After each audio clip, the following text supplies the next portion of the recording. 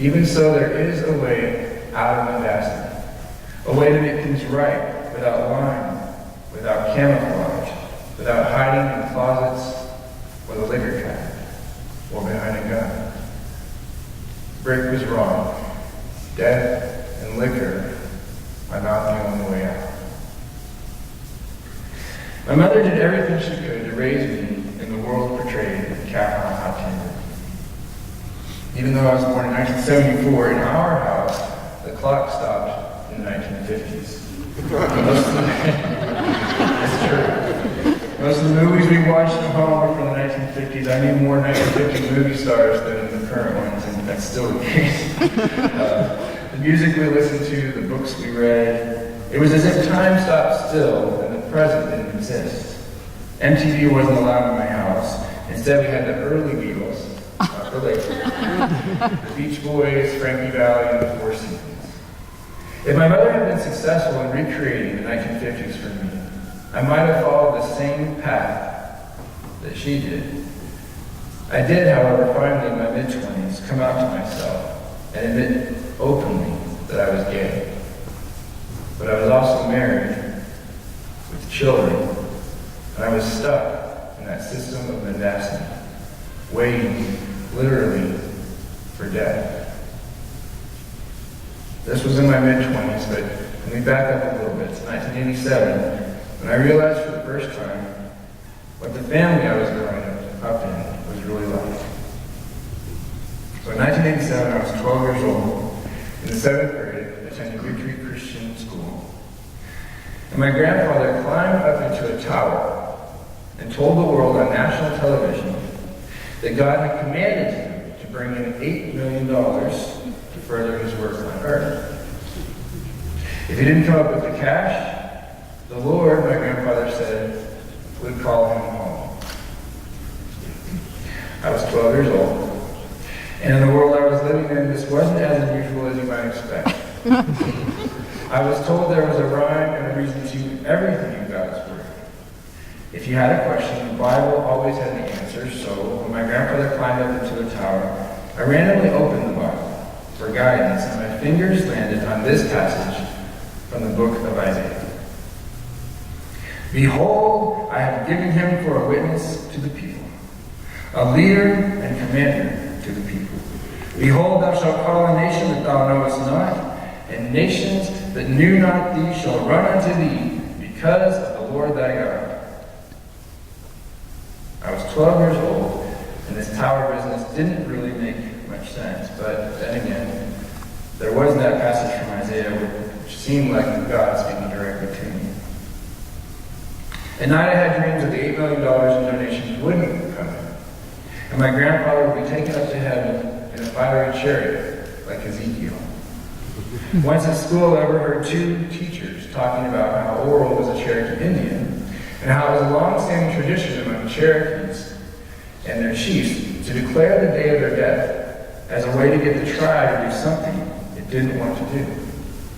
The teacher said that if the tribe didn't cooperate, the chief literally fell over and died on Father's Day. Well, it turns out there is no such tradition. But even so, at 12 years old, I imagined my grandfather, who was 70 years of age, with his long hanging ears and his baldest nose. He really did look the part of an Indian chief. I imagined him sitting up there in his prayer tower on his prayer rug and just expiring. I imagine a lot of things. They seem far-fetched now, but in the culture I lived in, they were far from the course.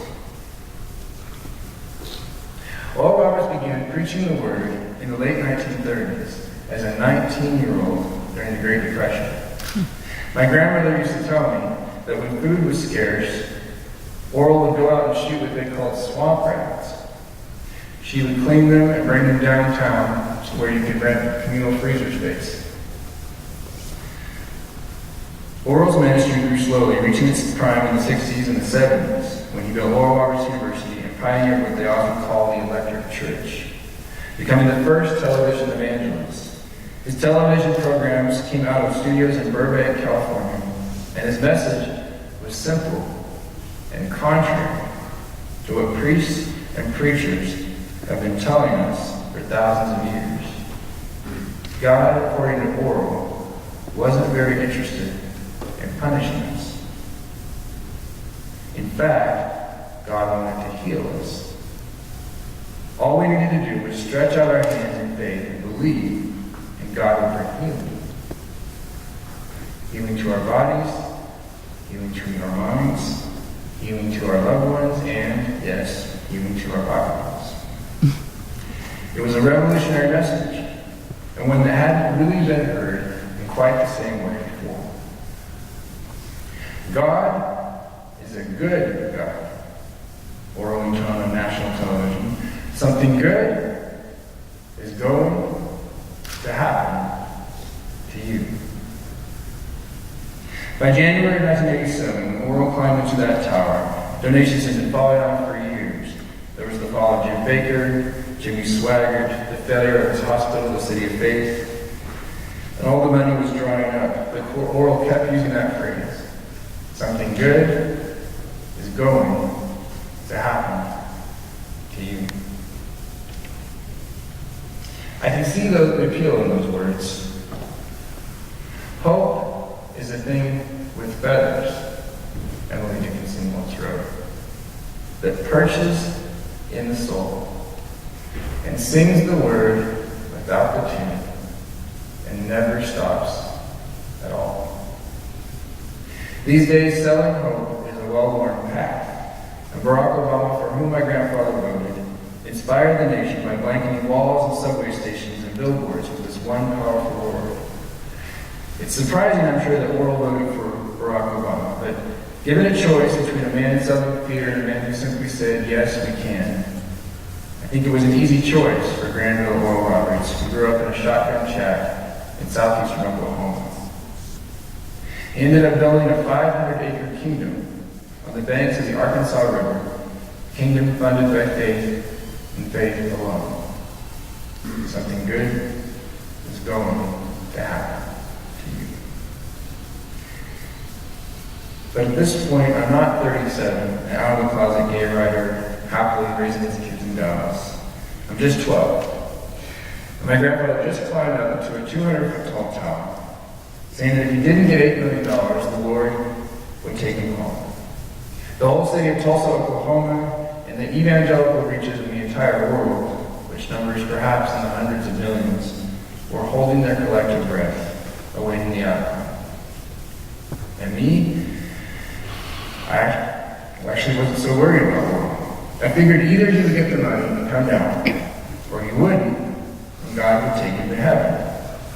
Either way, if you believe the hype, it was a win-win situation. When you're 12, you buy just about everything your family tells you, so I really didn't worry that much about Oral. What I did worry about, and continue to worry about for at least the next 15 years, was the condition of my soul. While everybody else was worried about Oral, I was worried that Jesus would come down, perched on a cloud in the sky, and whisk all the Christians up to heaven in the twinkling of an eye. Like the title of a popular evangelical novel blared loudly from its cover, I was really worried about being left behind. The prayer tower, as Oral called it, was for me a symbol of the second coming of Christ, and that's exactly how Oral planned it. The prayer tower was built along with most of the other buildings on the Oral Roberts campus in the late 1960s as a symbol of hope. In the tower, he installed two things: a phone bank manned by little old ladies who would answer your call day and night, 24/7, and pray with you. He also installed a gas flame on the top of the tower, manned at all times by a born-again Christian. His heart was right with God. This tower became the focus of my fear of the rapture. We were living on the Oral Roberts compound off of 75th Street in South Tulsa, a 3-acre piece of land surrounded by a stockade fence and barbed wire and security guards. And I would walk my dog down our 50-yard-long driveway and out the first gate, and the second gate, and across the street and through another gate, finally to the campus of ORU.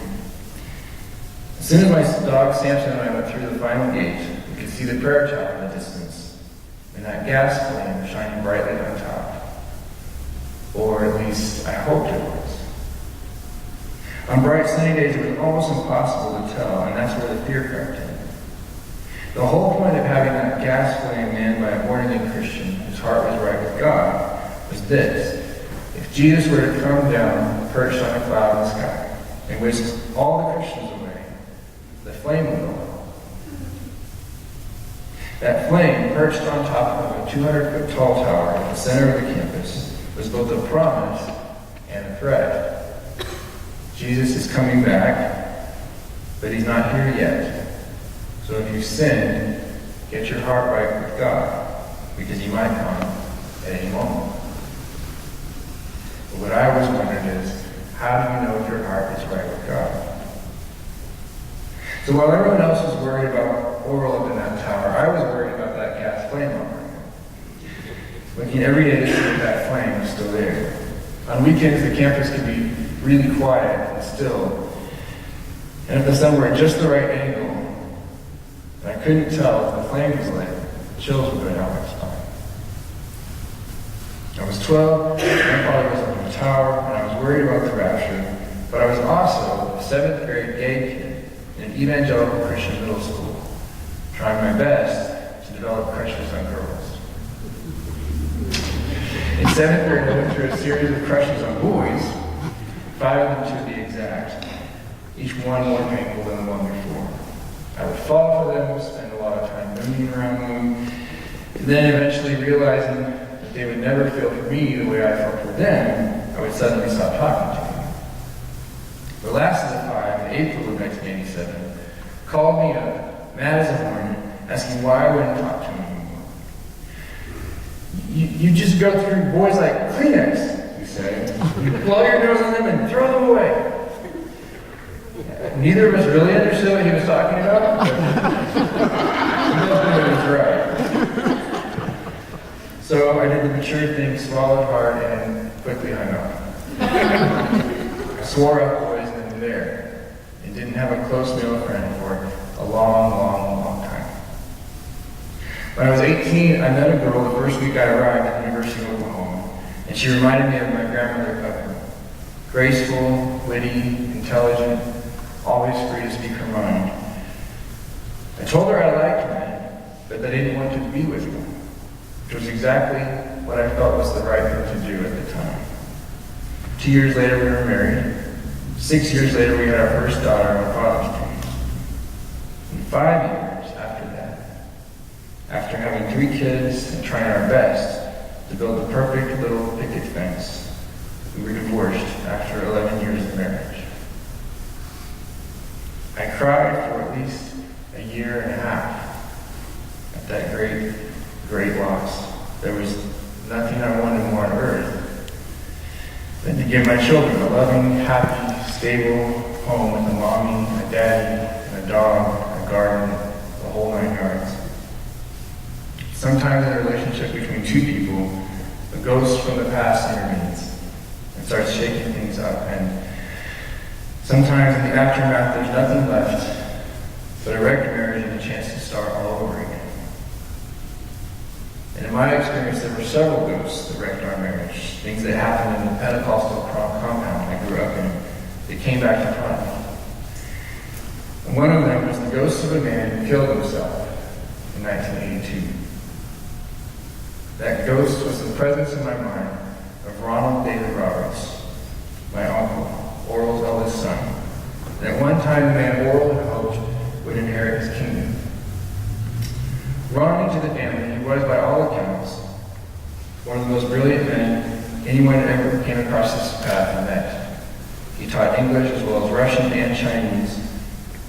In his mid-30s, when Uncle Ronnie was divorced and committed suicide soon thereafter, 6 months after coming out to Troy Perry, who founded the first gay-friendly congregation in Los Angeles, and 4 months after he was arraigned in court on prescription drug charges, leaving his 2 children, ex-wife, and extended family to bear an unbearable burden.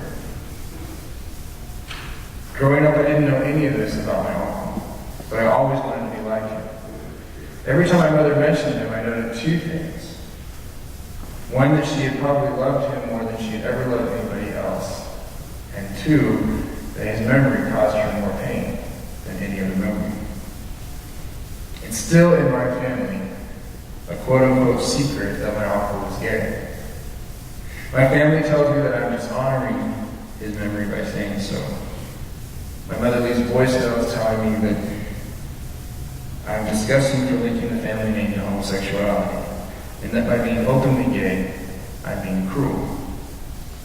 Once again, mendacity. But once again, I believe an attempt in her own way to make things right. So back to the story, my wife and I spent a few years while we were married in spiritual transition. We both had rejected our evangelical past, but we also wanted to still be Christian. So we found ourselves attending a liberal Christian church in Oklahoma City. And we were there when Carlton Pearson came to speak. My family and I had attended Carlton's church in middle school and high school. And in fact, my parents went to Oral Roberts University with him in the early 1970s. At one time, Oral publicly referred to Carlton as his son. So you might say he felt like an uncle to me, even though I hadn't seen him in years. Carlton preached an amazing sermon that day, and it brought me to tears. Hearing him was like hearing my grandfather all over again. He was a man who, instead of preaching that God was sending gays and Catholics and anybody else to hell, said there was no hell, and no mean, angry God dying to punish us. He might as well have said God is a good God, or something good is going to happen to you. I had finally admitted to myself a year before that I was gay. But being gay, Christian, and married with children does not give you many good options. During that year, I had often wished I would die. But hearing Carlson's message gave me hope.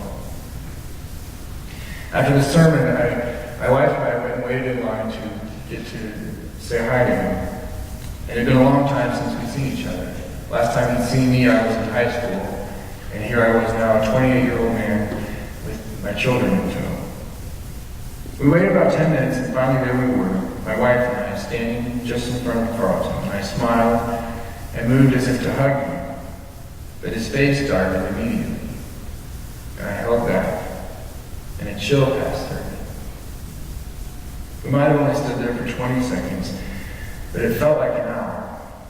Me looking at Carlton with a silly grin on my face, and him looking back at me like he'd seen a ghost. Which one are you? He finally asked. And he said, "You're Ron and Roberta's kid, aren't you?" And I said, "Yes, I'm Randy." And he nodded. And then he said, "I thought you were Ron." We both stared at each other and then finally hugged. Sometimes a particular mantle is thrust upon you, whether you like it or not. And I confess that I feel the burden of my uncle's death each and every day. I know I can't fix it, but I almost relived his life in every way. Marrying young, having children, becoming suicidal, all because I was never told his story. Because his story as a gay man has been hushed out by my family. This system of mendacity, of bluffing, of pretending, of trying to pray the gay away, has already left one casualty in my family and almost caused another. And there are countless other families out there with the same attitudes. I hear from their children all the time.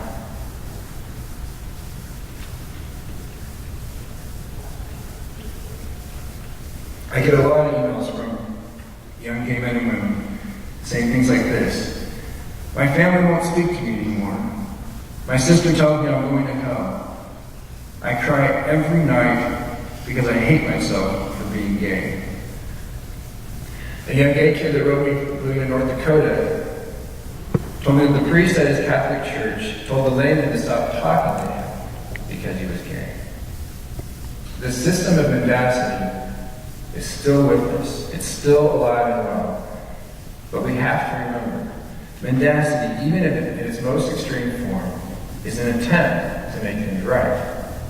So how can we make things right? My grandfather, with all his faults, and he had plenty, also felt the mantle thrust upon him. He was at heart a man who wanted to spread a message of hope. And while it's likely that many of the decisions he made later in life were motivated by money, it's not my impression that that's what he was thinking when he was 20, 21, 22 years old and standing in heating lines and touching for hours and hours people with tuberculosis, cerebral palsy, and cancer. It's not my impression that a man that starts out doing that wanted to make a quick buck. He started out as a preacher in tiny towns in southeastern Oklahoma, convinced that the mantle thrust upon him was to encourage the poor Pentecostals around him that God was a good God, that God did not want them to be poor, that God did not bring on diseases, as some evangelicals have cynically suggested that God brought HIV to kill off gay men. Oral's mantle was when he felt thrust upon him, and his message of hope transformed the evangelical church. 6 months before Oral passed away, I took my children to Los Angeles for spring break. For them, it was a chance to go to Disneyland and see Universal Studios, and hope to see movie stars. We saw Leonardo DiCaprio. But for me, I knew my grandfather was getting old. He was 91, and it was a chance to pay my last respects to a man who had overshadowed almost every memory from my childhood. Oral never could remember my name when I was growing up, even though I lived just down the hill from him. I ran up to see my grandmother several times a week. Boy and son were the only things he called me, if he called me at all. But in the spring of 2009, he eagerly played a great-grandfather, showing off that he had done his homework by greeting each of my 3 children by name. And because he was no longer the scary grandfather I remember, but now a 91-year-old man, barely able to hear and completely unable to leave his chair without assistance, I gladly played along. Although we never spoke of it, Oral knew I was gay. And yet that day, it didn't seem to matter. He signed a copy of his newest book for my children and gave each of them a $20 bill. And our hour-long visit passed quickly. I'm really grateful for that afternoon with my grandfather because, frankly, the man I grew up with on the compound was not a kind, warm grandfather. He was a driven man. He slept maybe 4 hours a night and the other 20 working. Even while relaxing on the golf course, Oral would be processing his next sermon or networking with business partners who might be able to help keep his ministry alive. There was always another tower to build or another tower to climb into. There was never any time for children. But this day was different. Oral seemed at peace and happy to sit in his armchair and play great-grandfather. He looked at me several times and sighed, and I almost felt that he was looking right through me. I almost felt like he saw my uncle in me, that here was his chance to make amends and to accept me and love me like he was either unable or unwilling to do with his own son. Before we left, he asked me to come over to his chair. My children were watching a cartoon in the spare bedroom, and the living room was quiet as I knelt down beside him and held his hand. Oral had very large hands. If you've ever seen it, he built a 60-foot bronze sculpture, perhaps the largest bronze sculpture on earth, of his hands in a praying position in Tulsa. And I noticed that day holding his hands, that they also looked a lot like mine. And I was a little shaken up. We both knew that this was likely to be our last visit. As I stood up to leave, he held my hand tightly, looked up from his chair with that twinkle in his eye, and he said, "Son, something good is going to happen to you." My grandfather had a lot of sayings he was famous for, and one of them was this: expect a miracle.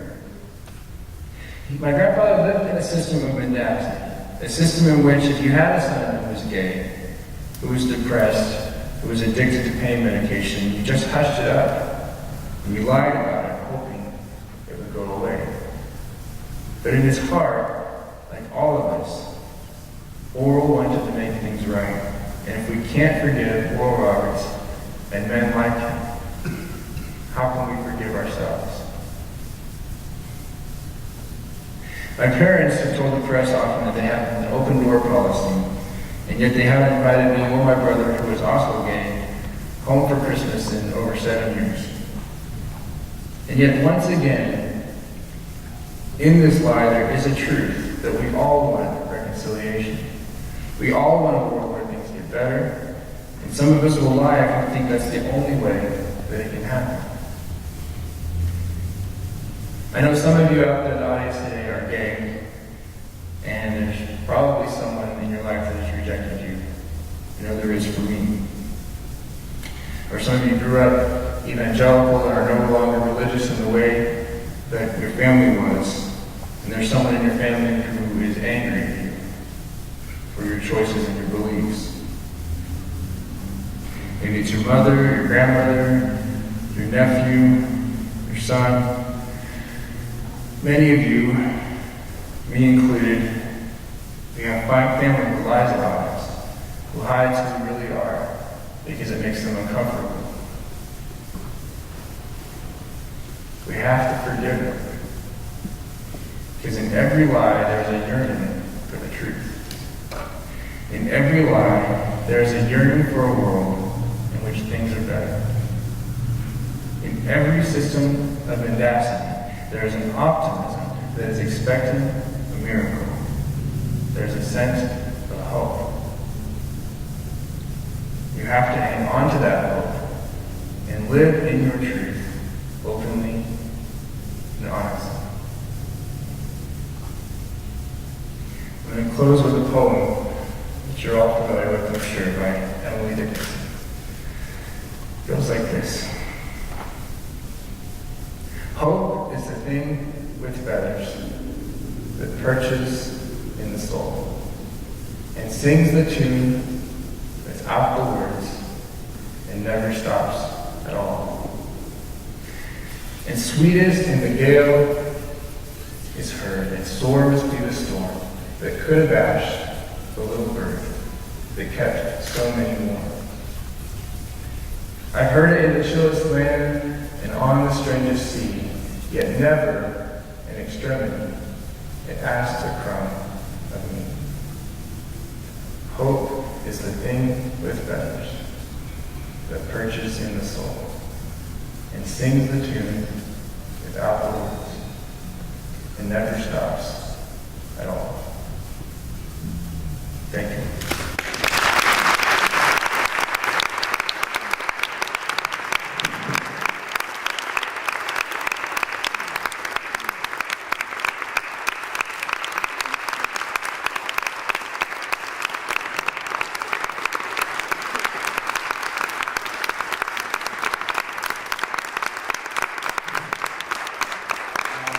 Just so you know, we're going to do a free will offering.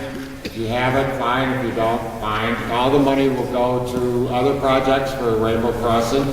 Randy has agreed to answer any questions that anybody has. Just about. Just oh, okay. No, you aren't available. Sorry. Anybody have a question? Raisins.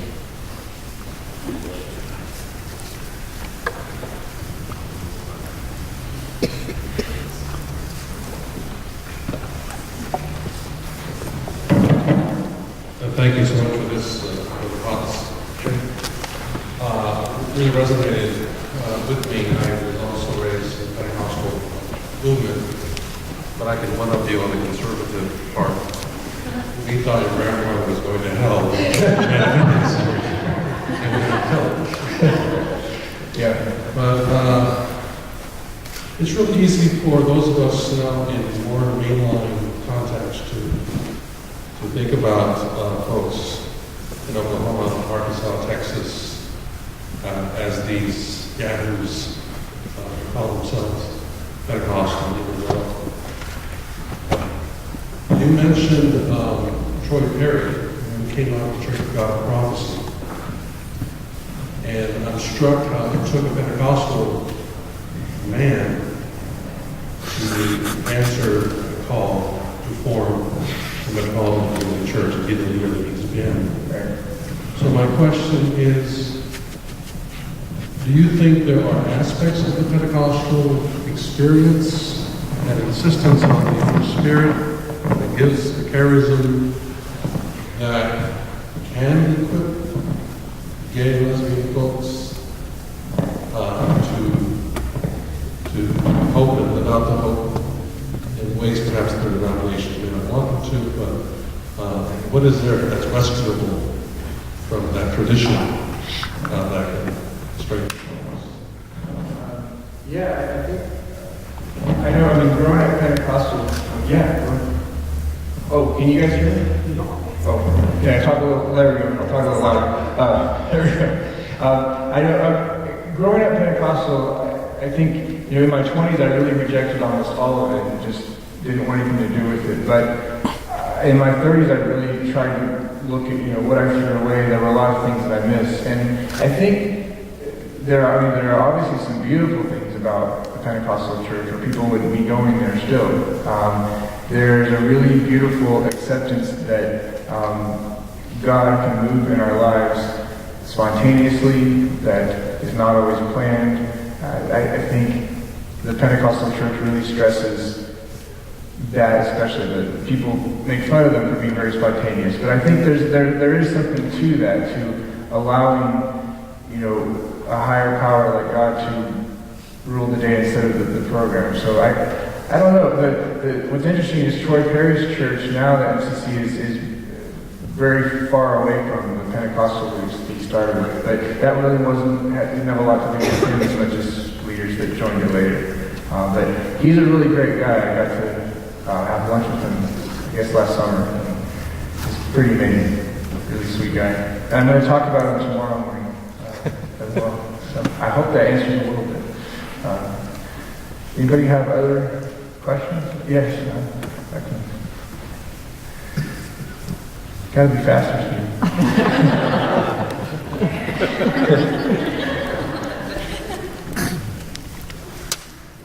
Would you talk a little bit about the experience of your children when, how old they were, and what their reaction was when you came out? Sure, yeah. I was fortunate that my oldest child when I came out was only 6 years old. And so, you know, at that age, kids don't have any clue about what sex or marriage or anything is, really. And so when I came out, I was going on dates now and then, so I would tell the kids that when I go on a date, I go with a boy. And fortunately, they were young enough to not really have to think of, you know, what did that mean about my relationship with their mom, who I really loved. And it really was, because they were so young, it went really smoothly. Unfortunately, my ex-wife did go on to marry a very homophobic man, and so we've been in court before, and it's been an ongoing process.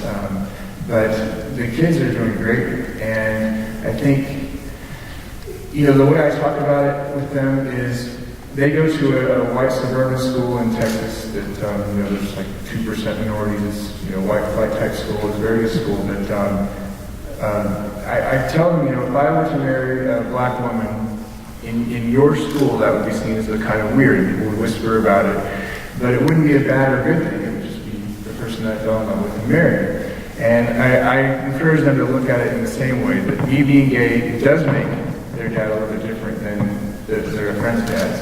But it's not a good or bad thing. It's just is what it is. And I think kids actually get stronger through things like that if they have the right support to go home to, and they do. And my kids are, I'm actually surprised. They're awesome, and they seem really happy and all that. So, I think I'm moving too much. Anybody else have any more questions? Yes, does that hurt your ear? Yeah. No. Randy, can you say a word or two about your living art project? Yeah. And tell us how the reception was, how the experience of doing that was. I'm sure a lot of people don't know about it, but talk about that a little and what your plans are for the future. Sure. Okay. Yeah, so I have a new project that I called the Gay Agenda Project. I had a dream about, I guess almost a year ago, I woke up and I told my boyfriend that I had this weird dream that he and I were living in this glass box in Central Park in New York, and that we were doing weird things like cooking and sweeping and just what you do at home, and that people were walking by and looking at us, and it was like a gay couple on exhibit. And I was like, that's a really weird dream. And then, of course, then I thought, well, no one would, in somewhere like New York, no one would care at all. That's old news. But then I was thinking, if you go to smaller towns, it's not old news at all.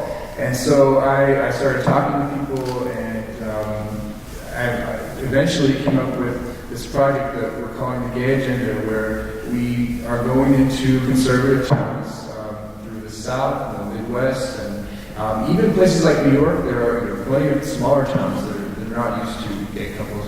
And what we do is we set up in a storefront for a few days, and we have a little kitchen area and a little living room area. And we don't spend the night there, but everything else during the day we live there, and all we do is what you do at home. So it's incredibly boring to watch. We watch TV, we have friends over for pizza, and we work on puzzles, and we cook, and it's called the Gay Agenda. It has a big banner that says the Gay Agenda to get some attention, and people walk up and they're like, well, what's this? And to me, it is the Gay Agenda, that we just want to live and be happy and love each other, and that's the extent we do. People say all the time that we have this gay agenda, and I think for so long we've run away from that, said, oh no, we don't. And I think actually we do. It's just the human agenda of being loved and acceptance, not very complicated. So that's the project. We did it in Oklahoma City a few weeks ago, and the reception was really good. We even had some Baptists who were going to come protest, but then it went down to 17 degrees, which we didn't make it out. It never gets that cold in Oklahoma City.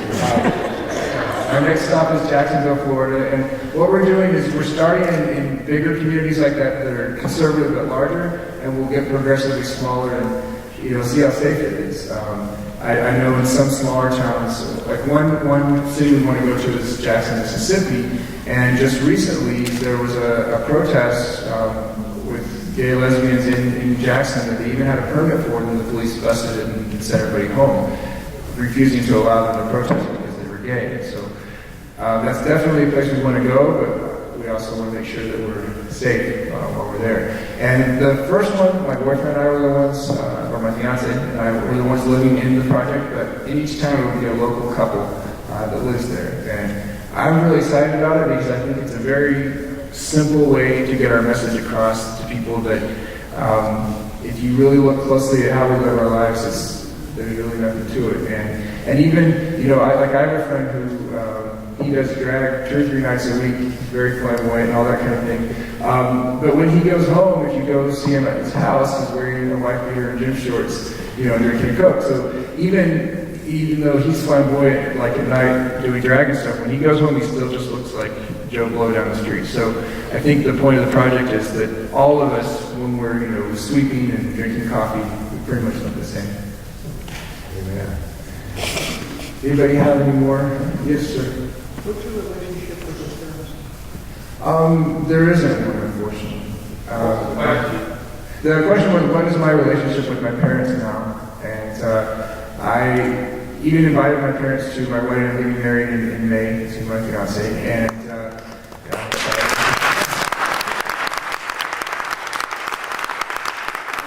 family is amazing. His dad's side is all Mormon, and most of them are coming. And his dad is helping pay for the wedding and didn't balk at anything for his son's gay wedding except for, I can't pay for the alcohol. All things to object at his son's gay wedding. At any rate, my family's response was to legally disinherit me and my brother.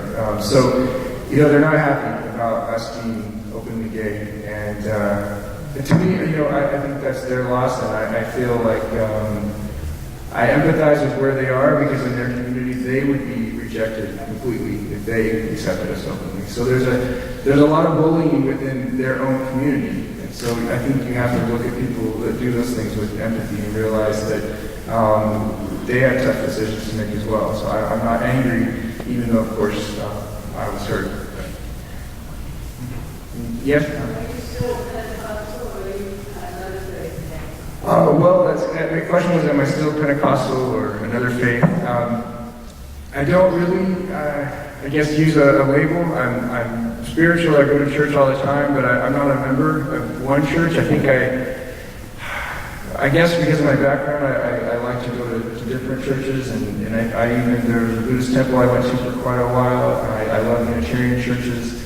I actually love the Pentecostal church, but specifically the Pentecostal church and some of those like Baptist churches and things, they are hard for me because I know that, if they know that I'm gay, that they're not going to accept me. And so that's for me, a thing that makes me uncomfortable being there. And another project I want to do, years after the Gay Agenda Project, is a thing where we go as gay couples to Baptist churches and we sit everywhere and we hold hands, or maybe put an arm around each other, nothing more, and that's it. And just do that every now and then. And just to let those churches know that we're there, that we exist, and that they'll be very happy about it. So that's another down the road project.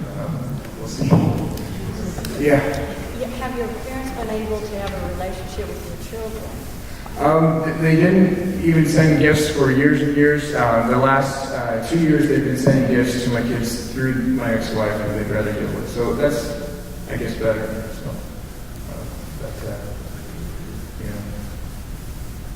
is what it is. Anybody else? Questions? Yes. I wonder if you have a relationship with your cousins that would be Bob's children? Your uncle? Oh, Ronnie? Ronnie. If you have a relationship with Yeah. Well, unfortunately, I don't want to address specific names really, but I would say that across the board, the Roberts family is very angry that I'm openly talking about my Uncle Ronnie being gay.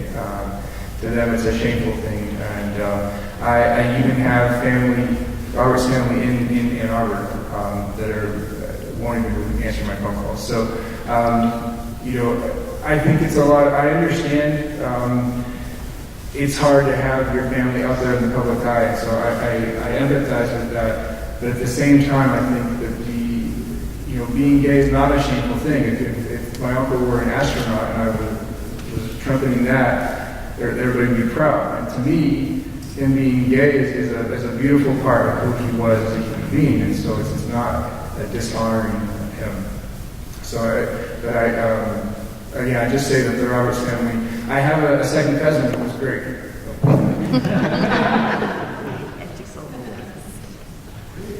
Anybody else? Yes. How did you and your brother come out to each other? Well, so my brother came out. My brother was just asexual through high school and college. He went to Air Force Academy, and just had never been on a date or anything like that. And so I thought that was kind of weird that he was just, didn't express any interest in anybody. And so I gave him this book. It's called Men in Love. And this psychiatrist had taken all kinds of different men's fantasies, what men would tell them they dreamed about or whatever, all of the whole spectrum kind of thing. And I just said, here's a book about men's fantasy that's gay, straight, everything, whatever. And I gave him that, and I think he read parts of it. And then he came to visit me in Connecticut. And then he went by himself down to New York and sat in Washington Square Park. And he told me that what he did is he just looked at everybody going by to see if he had a reaction, just openly allowed himself to do that. Which, I think coming from my background, that was something you weren't supposed to do, is to sexualize people. I thought I was a great person for not sexualizing women, True fact. So when my brother came back and he said, well, I guess I'm gay, because there were a lot of hot guys.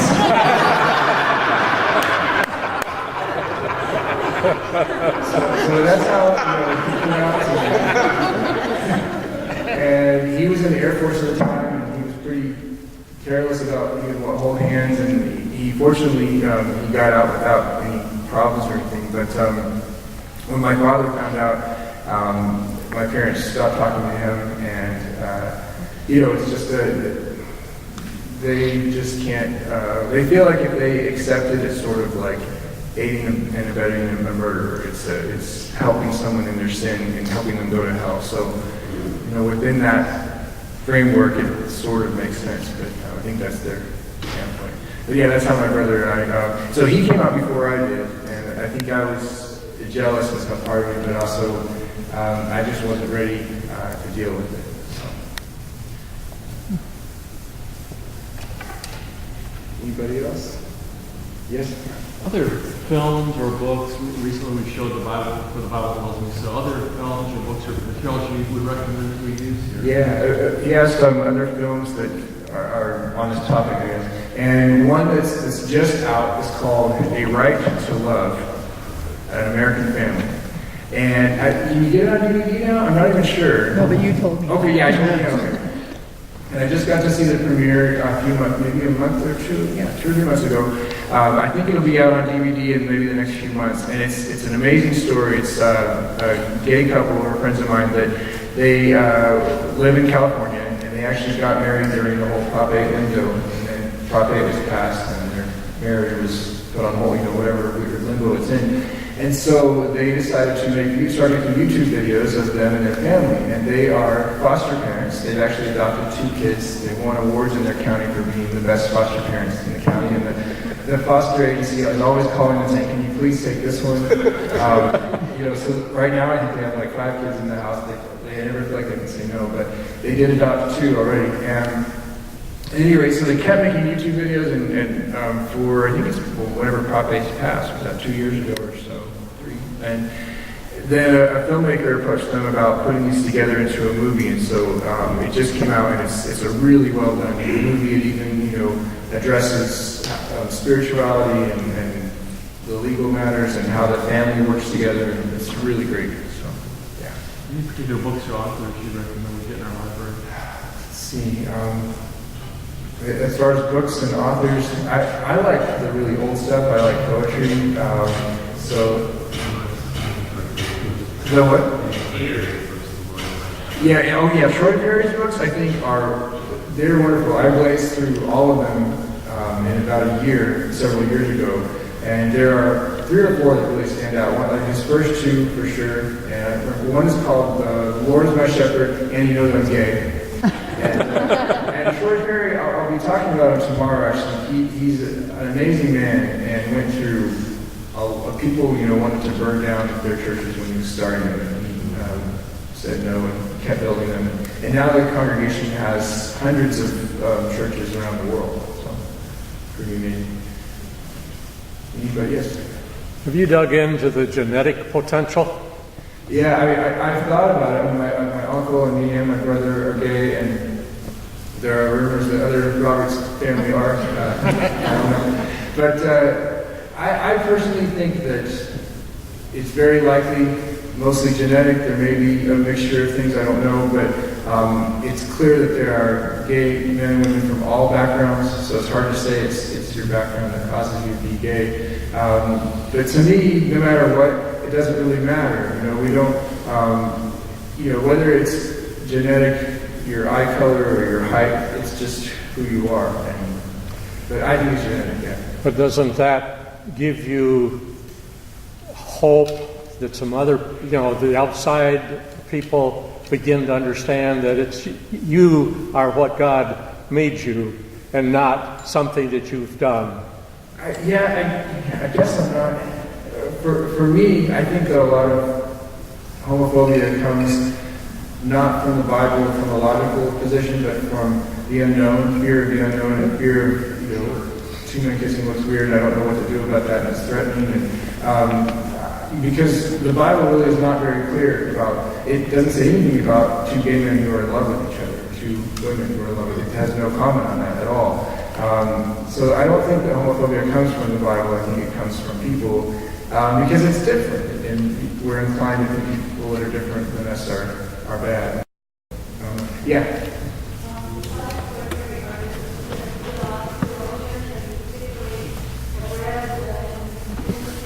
The question is there a theologian who's really influenced me? I I've probably read 10 different books of that nature, of like theology of gay affirming in the Bible and that kind of thing. And I would say honestly that for me, I came away from reading all those books with the feeling that, you know, you can run circles around trying to parse different scriptures this way or that way and try to prove your point. And I think you can prove almost anything that you want to use in the Bible. You can prove that you should be able to own slaves or that you shouldn't.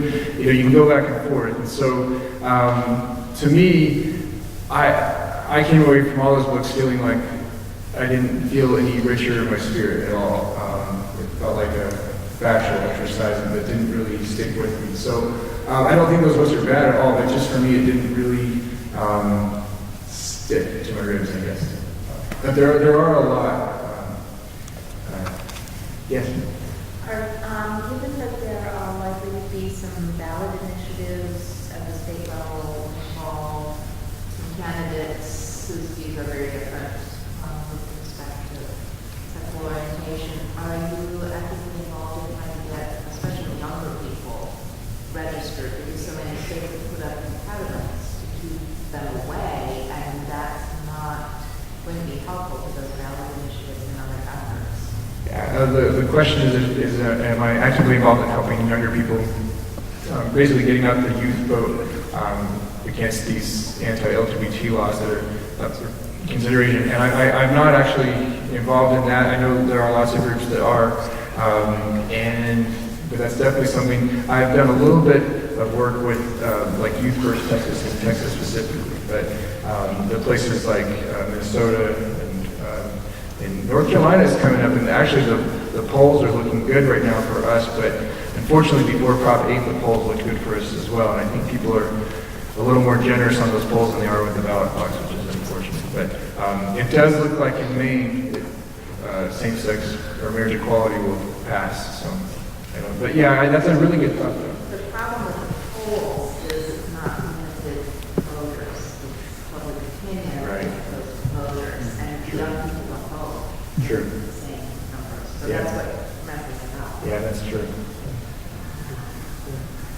Randy, for anybody that has a ticket for dinner tonight, they're going to start serving right now. So we're going to wrap up the question and answer part. Brad, are we going on this way? If you want to meet Randy, talk to him, shake his hand, get a picture, autograph, just don't make it up. You might break your camera. We're going to be out of this area here, and it's still go downstairs for dinner. Okay? Thank you very much.